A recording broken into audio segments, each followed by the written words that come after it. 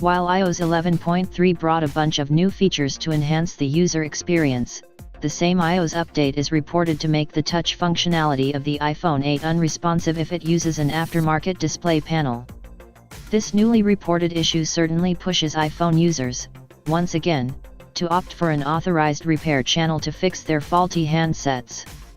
In early 2016, the iPhone maker was found to use a similar move when it started bricking devices that were repaired from an unauthorized shop.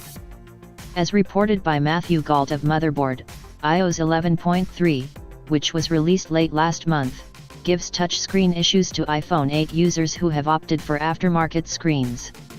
Galt notes that a third-party repairing source is usually cheaper than an authorized source and sometimes it's the only effective option. However, Apple doesn't encourage its customers to opt for a third-party source. It is believed that iOS 11.3 is making the iPhone screen unresponsive through a microchip that powers the display.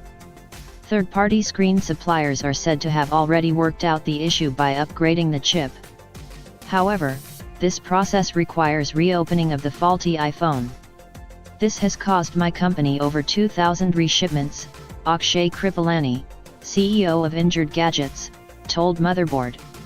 Customers are annoyed and it seems like Apple is doing this to prevent customers from doing third-party repair. Apple hasn't clarified whether the issue is intentional or accidental.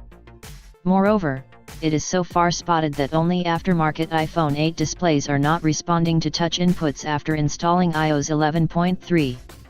This means if you own an older iPhone model, you can opt for a third-party repair, if you so desire. Importantly, this isn't the first time when Apple is alleged to have affected the user experience of iPhones with aftermarket fixes. As we mentioned, company in February 2016 admitted it had started bricking iPhone models with third-party Touch ID repairs by showing error 53. That issue was fixed with the release of iOS 9.2.1. We apologize for any inconvenience.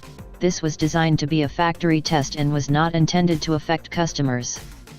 Customers who paid for an out-of-warranty replacement of their device based on this issue should contact AppleCare about a reimbursement, the company had said in a statement alongside the release of the error-fixing iOS update.